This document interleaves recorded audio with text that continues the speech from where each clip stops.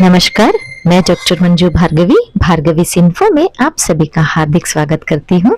आज मैं आप लोगों को पूंजीवादी समाज के प्रति कविता का सारांश सुनाने जा रही हूँ।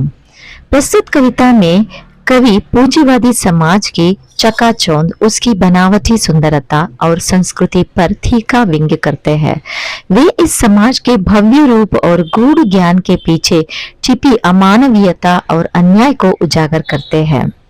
इसका भावार्थ ऐसा है, कविता की शुरुआत में कवि पूंजीवादी समाज की उपलब्धियों और विशेषताओं की लंबी सूची देते हैं, जैसे कि इतने प्राण, इतने हाथ, इतनी बुद्धि, इतना ज्ञान, संस्कृति और अंतःशुद्धि, इतना दिव्य, इतना भव्य, इतनी शक्ति जैसे। और इन पंक्तियों में वह समाज की भौतिक प्रगति, भौतिक क्षमता, सुंदरता, ईश्वर भक्ति, कविता, छंद और शब्दों की महिमा को रेखांकित करते हैं। लेकिन यह प्रशंसा नहीं बल्कि व्यंग्य है। कवि दिखाते हैं कि यह सब कुछ होते हुए भी यह समाज केवल ढोंग और भोग से भरा है, यानी दिखावे की संस्कृति और निरंतर उपभोग की प्रवृत्ति ने इसे खोखला बना दिया है।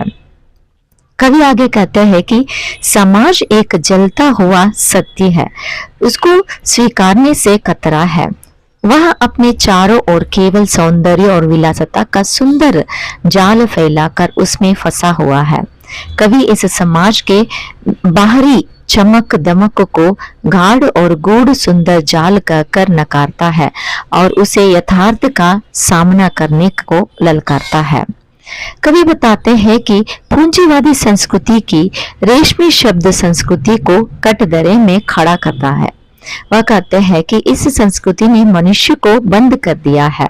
यह भाषा और संस्कृति केवल सतही है, इसमें संवेदना और सच्चाई का आभास है। इसलिए यह संस्कृति कवि को क्रोधित करती है, उसमें खूब जलता क्रोध पैदा करते हैं।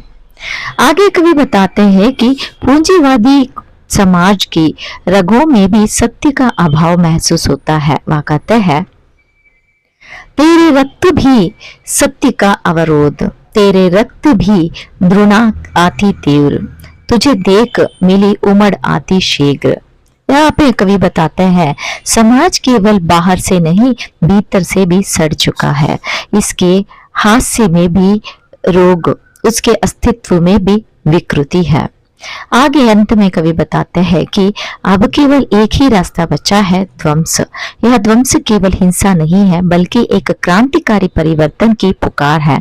कवि स्वयं को जनता की ज्वाला के रूप में प्रस्तुत करता है, मेरी ज्वाला जन की ज्वाला होकर एक, और कहता है इस समाज के अविवेक को जलाकर साफ करना होगा।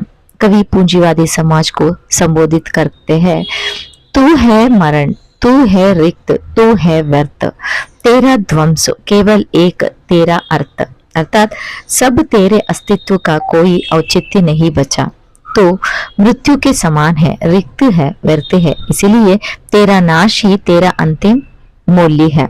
यहीं पर कविता का सारांश समाप्त होता है। धन्यवाद।